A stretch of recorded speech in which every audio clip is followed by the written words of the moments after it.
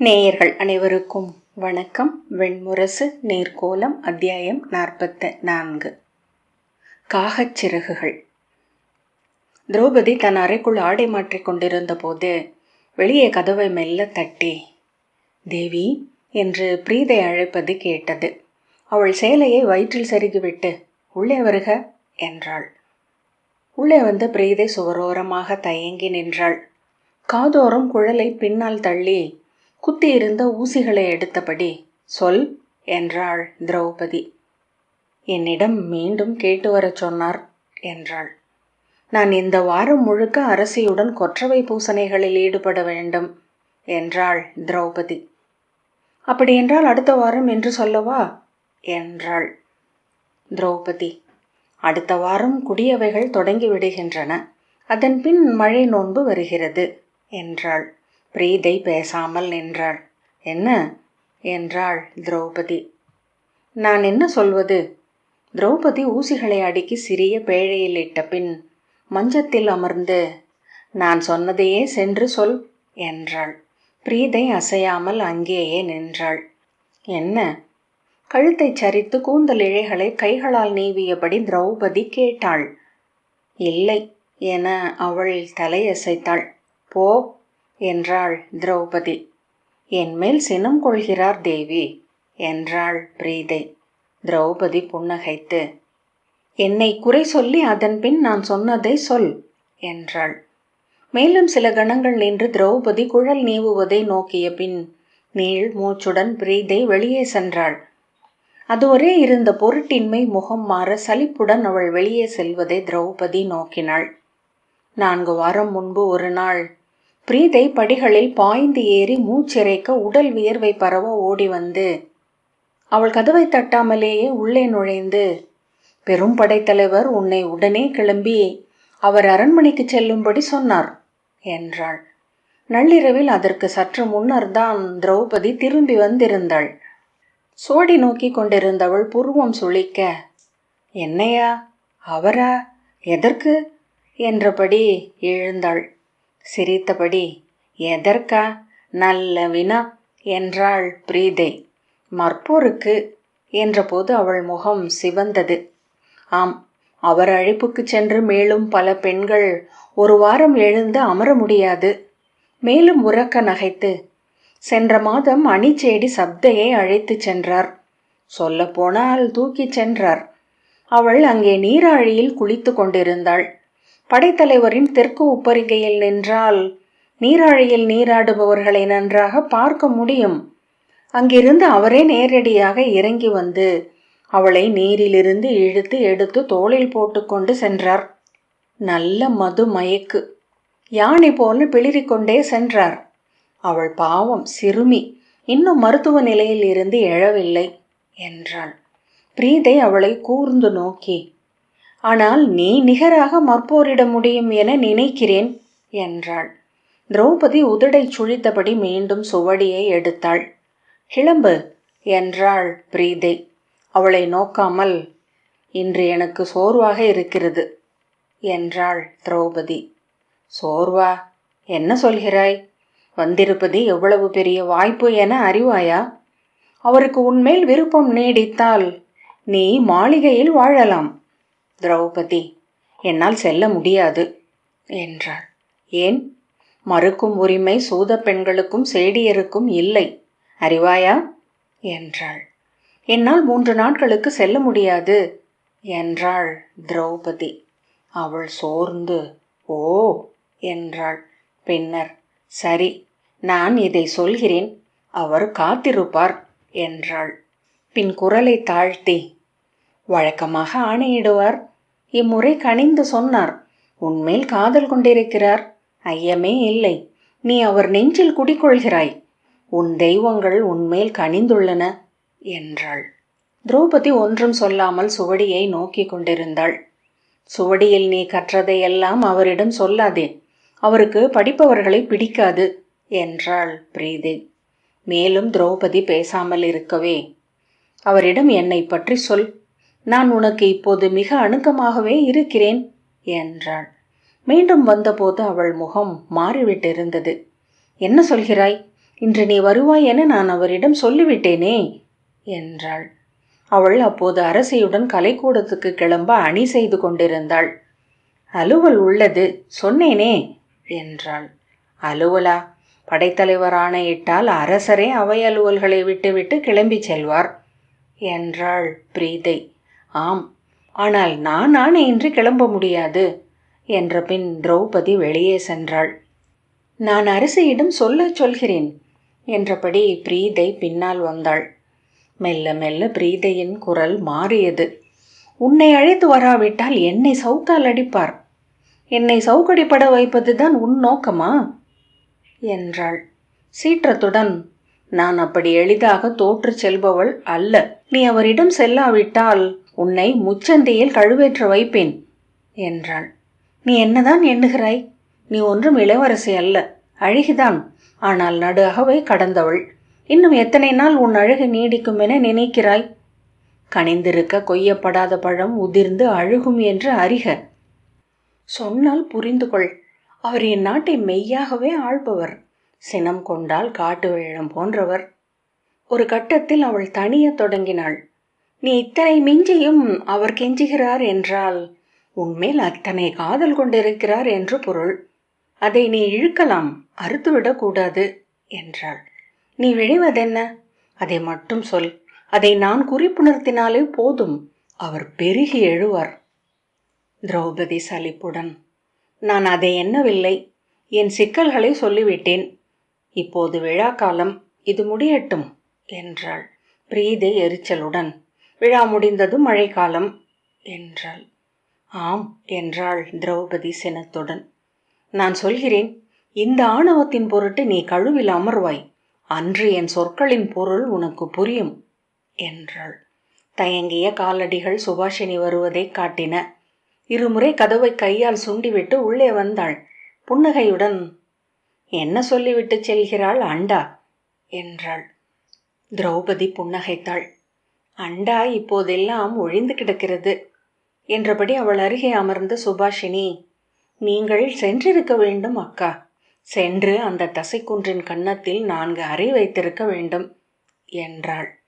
மற்போரா என்றாள் திரௌபதி சிரித்தபடி. உண்மையை சொன்னால் மற்போரில் அவன் உங்களை வெல்ல முடியாது. அவன் கைகள் வெறும் மலைப்பாம்புகள், உங்கள் கைகள் அரச நாகம் என்றாள் சுபாஷினி. திரௌபதி, என்ன இன்று அலுவல்கள் முடிந்துவிட்டனவா என்றாள். அலுவலுக்கு முடிவேது. நான் அப்படியே விழிகளிலிருந்து மறைந்து விடுவேன். என்னிடம் கேட்பார்கள் எங்கே சென்றாய் என்று. நான் இங்கேதான் இருந்தேன் என்பேன். அவர்களால் ஒன்றும் சொல்ல முடியாது. அவள் சிரித்து, நேற்று என்ன சொன்னேன் தெரியுமா? நான் கந்தர்வன் ஒருவனுடன் இருந்தேன் என்று என்றாள். திரௌபதி அவள் கையை பற்றி, கந்தர்வர்கள் எவரேனும் வந்துவிடப் போகிறார்கள் என்றாள். வந்தால் நான் உங்களை முதலில் சந்திக்கும்படி சொல்வேன் என்றாள் சுபாஷினி. நேற்று என்னிடம் சந்திரை சொன்னாள், நான் உங்களைப் போல் நடப்பதாக. செடியரை போல நிலம் நோக்கி நட என்று என்னிடம் அவள் சொன்னாள். நான் விழி தூக்கி நடக்கிறேன் என்று எனக்கே தெரியாது. நான் அப்படி நடந்ததே இல்லை. நான் அப்படி நடக்க முயன்றேன் என்றாள் சுபாஷினி. ஆனால் அப்படி நடந்தாலும் வேறுபாடு தெரியவில்லை. உடலில் வெளிப்படுவது உள்ளே வாழ்வதுதான். அவள் மேலும் நெருங்கி அவள் அருகே அமர்ந்து, என் உடலுக்குள் என்ன வாழ்கிறது என்றாள். சின்னஞ்சிறிய சிட்டுக்குருவி ஒன்று என்றாள் திரௌபதி. அவள் முகம் மலர்ந்து, ஆம் உண்மை, நான் சிட்டுக்குருவிகளை கனவில் காண்பேன் என்றாள். பின்னர், நீங்கள் கரவு காட்டுக்கு செல்கிறீர்கள் அல்லவா என்றாள். எவர் சொன்னது என்றாள் திரௌபதி. பேசிக்கொண்டார்கள். அரசி செல்கிறார்கள், காவலுக்கு நீங்களும் செல்கிறீர்கள். மேலும் குரலை தழைத்து, என்னையும் உடன் அழைத்து செல்லுங்கள் என்றாள். நீ எதற்கு என்றாள் திரௌபதி. நான் இதுவரை இந்த அரண்மனையை விட்டு வெளியே சென்றதே இல்லை. ஒரு காட்டை பார்த்து விட்டால் அதன் பின் நான் திரும்பி வரவே மாட்டேன்.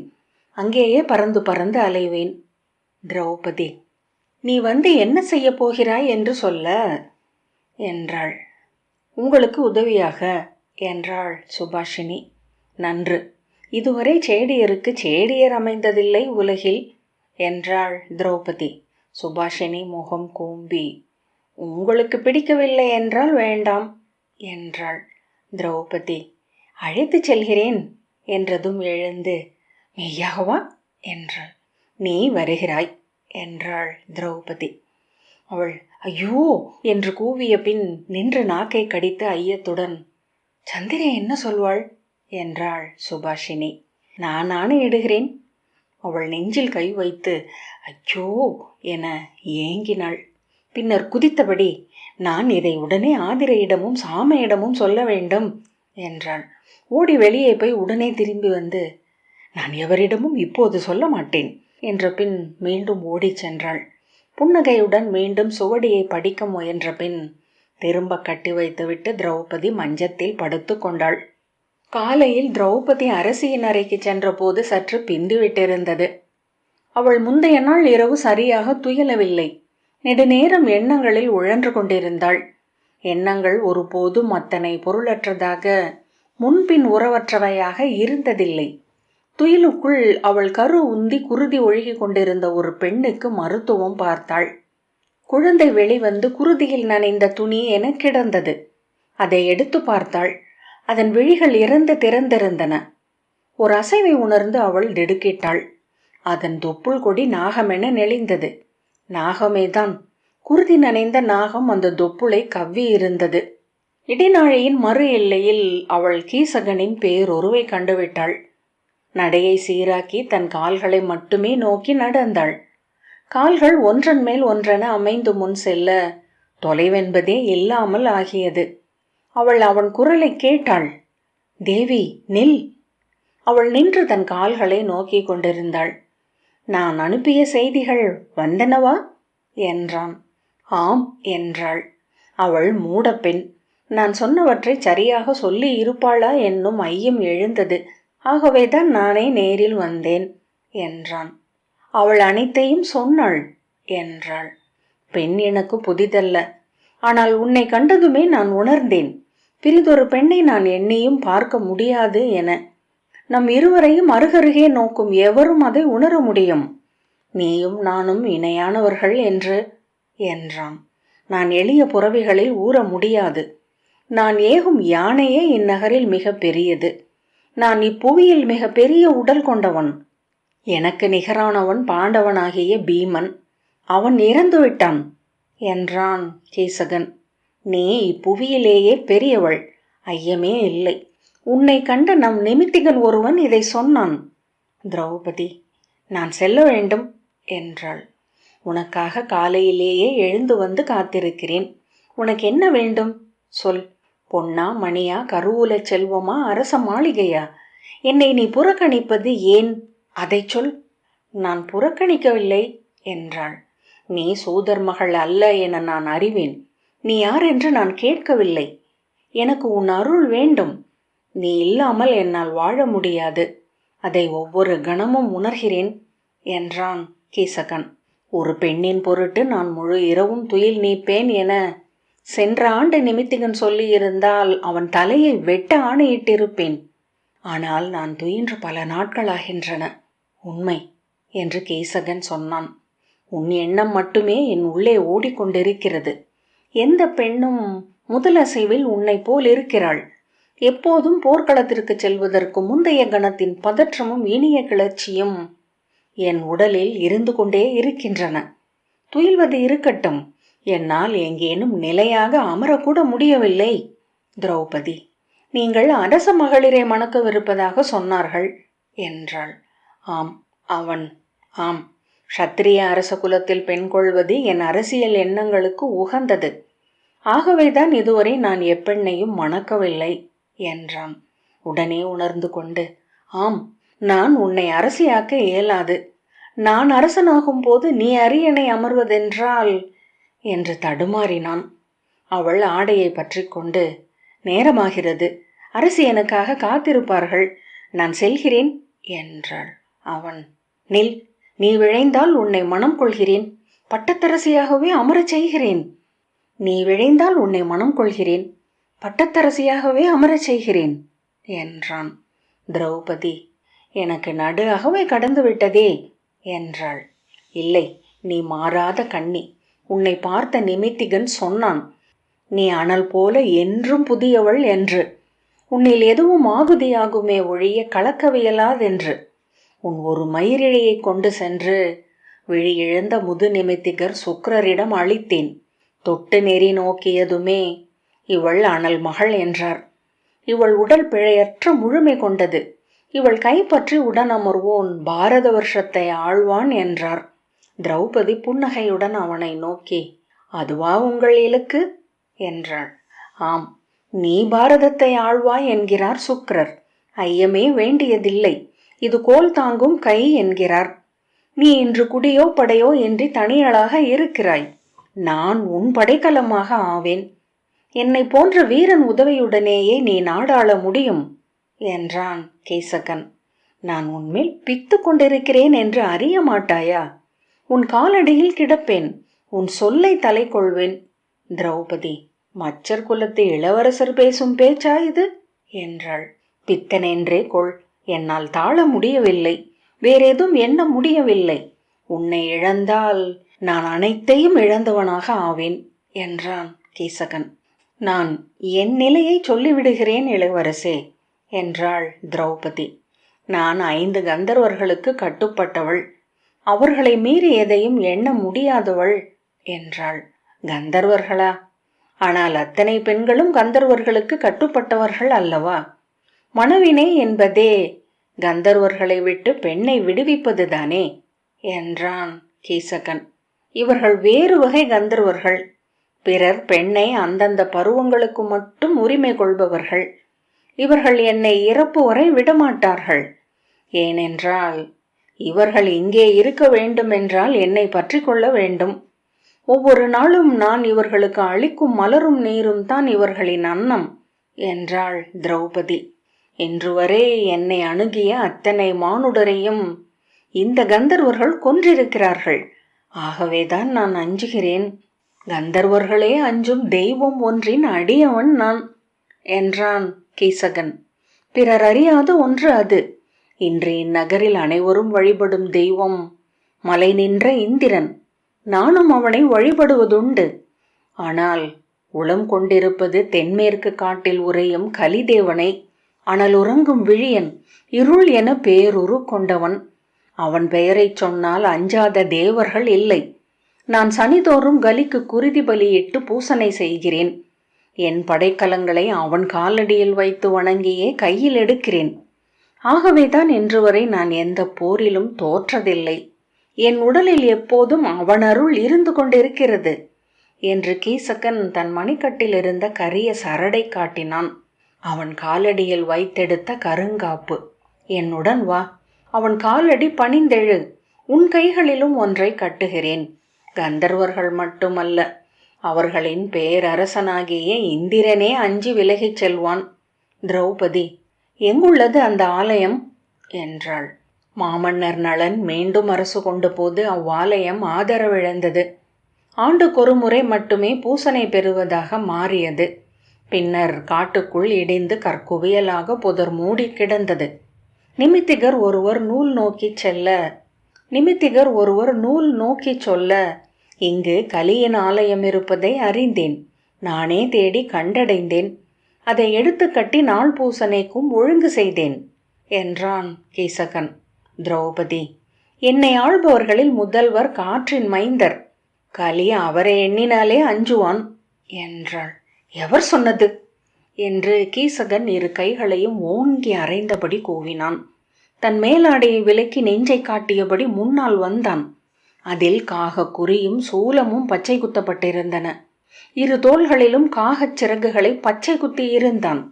அவன் கை விரிக்கும் போது அவை பறப்பது போல் தோன்றுவதாக. 2 தோள்களிலும் காகச் சிறகுகளை பச்சை குத்தி இருந்தான். அவன் கை விரிக்கும் போது அவை பறப்பது போல் தோன்றுவதாக. நான் அவன் அடியவன்.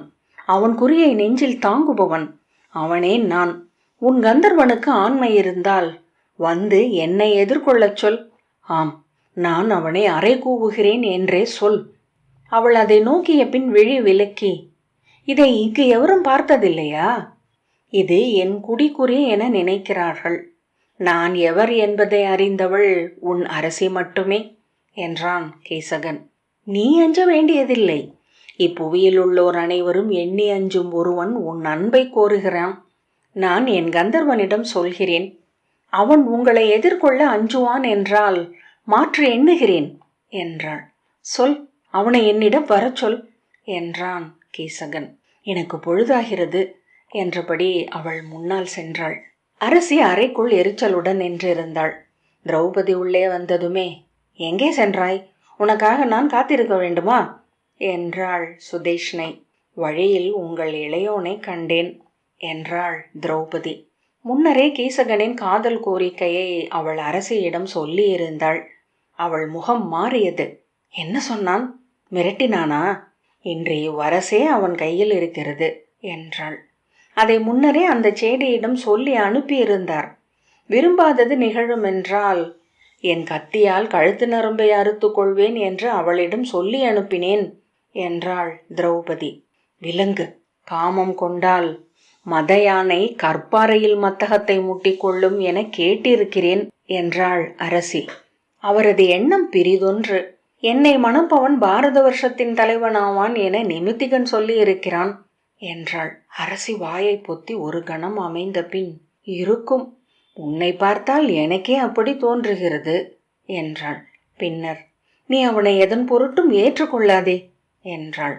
என் கந்தர்வர்கள் ஏற்றுக்கொள்ள மாட்டார்கள் என்றாள் திரௌபதி. ஆம், அவர்கள் உனக்கு காப்பு. உன் காற்று மைந்தனிடம் சொல், இந்த கீழ்மகனின் நெஞ்சை பிளக்க வேண்டும் என்று என்றாள் சுதேஷ்னை. கீசகன் மாருதரை அறைகூவியிருக்கிறார் என்று திரௌபதி சொன்னாள். இப்போது எனக்கு எழும் ஐயம் வேறு. இந்த ஊன்குன்று ஒருவேளை உன் மாருதனையும் வென்றுவிடக்கூடும். திரௌபதி புன்னகைத்து, அவரை வெல்ல அவரது மூத்தவராகிய ஹனுமனால் மட்டுமே முடியும் அரசி, அச்சம் வேண்டாம் என்றாள். பெருமூச்சுடன் அரசி தணிந்தாள்.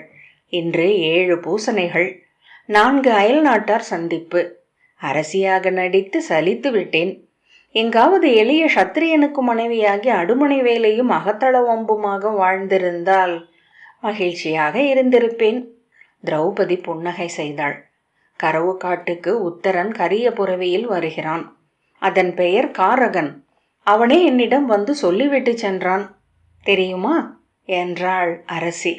அவன் அந்த ஆணிலியை வேவு பார்க்கவும் அனைத்து ஒருக்கங்களையும் செய்துவிட்டான். நான் சொன்னால் அதை அரசாணையாக கொள்பவன் அவன் மட்டுமே. அவனை இங்கே பிற அனைவரும் இளக்காரமாகவே பார்க்கிறார்கள். திரௌபதி மீண்டும் புன்னகைத்த பின் அறைக்குள் இருந்த சுவடிகளை அடுக்கி வைக்க தொடங்கினாள். சுதேஷ்னை அருகே வந்து, அவனுக்கு அவன் விரும்பும்படி கலிங்க இளவரசி மணமகளாக அமைந்து விட்டாள் என்றால் இளவரசு பட்டம் கட்ட வேண்டும் என்று அரசரிடம் கோருவேன். அவர் இன்றிருக்கும் நிலையில் அந்த கிழநரி குங்கன் சொல்லாமல் எதுவும் நடக்காது. நீ அந்த சூதாடியை சென்று கண்டு அவன் என்ன எண்ணுகிறான் என்று கேட்டுப்பார் என்றாள். திரௌபதி, அவரை நான் எங்கே சந்திப்பது என்றாள். அவனையும் கூட்டிக் கொண்டுதான் அரசர் கரவு காட்டுக்கு வருகிறார். அங்கே அமர்ந்து சூதாடுவார்கள். வேறென்ன தெரியும் அவர்களுக்கு என்றாள் அரசி. திரௌபதி புன்னகையுடன், கேட்டு பார்க்கிறேன் என்றாள். வெறுமனே கேட்காதே, அவனுக்கு என்ன தேவை என்று கேள். அதை நான் அளிப்பேன். தேவைப்பட்டால் மெல்ல அவன் உள்ளத்தில் கீசகன் பற்றிய அச்சத்தை உருவாக்கு. என்ன இருந்தாலும் கீசகன் தன்னை அரசு சூழ்பவன் என எண்ணிக்கொண்டிருப்பவன். பிரிதொருவன் தன்னை விஞ்சுவதை அவன் ஒப்ப மாட்டான். என்றைக்கானாலும் குங்கனின் தலையை கீசகன் வெட்டுவது உறுதி. அந்த அச்சம் அவனுக்கே இருக்கும். அதை உறுதி செய்வது போல உன் ஐயத்தை மட்டும் சொல். ஐயம் எழுந்துவிட்டால் போதும், அது வளர்ந்தே தீரும் என்றாள். உடனே மேலும் சொற்கள் எழ குரல் தாழ்த்தி, ஆனால் என் மைந்தன் எளிய உள்ளத்தவன். அவன் அரசன் என்றால் குங்கன் அவனுக்கு முதன்மை அரசுமதியாளனாக உடன் இருக்கலாம் என்றாள். மேலும் குரல் தழைய, உண்மையில் குங்கனே கோல் கொண்டு நாடாளலாம் என்று சொல். குங்கனை போன்றவர்கள் பொதுவாக எளியவர்களையே விழைவார்கள். அவர்களின் களத்தில் காயன அமைய அவர்களே உகந்தவர்கள் என்றாள். திரௌபதி, ஏன் நாம் அவரை இப்படி வென்றெடுக்க வேண்டும் என்றாள். உனக்கு என்ன அறிவே இல்லையா? இன்று இந்நகரில் அறிவின் வல்லமை கொண்டவன் அவன் மட்டுமே. தீயவன் என்றாலும் ஆற்றல் மிக்கவன். அவன் நம் பக்கம் இருந்தால் நமக்கு பெரும் படைக்கலம். கீசகனை வீழ்த்தி உத்தரனை அரசமர்த்த அவனே போதும் என்றாள் அரசி. திரௌபதி ஆம், மெய்தான் என்றாள். நேர்கோலம் 44வது அத்தியாயம் இத்துடன் நிறைவு பெற்றது. நன்றி.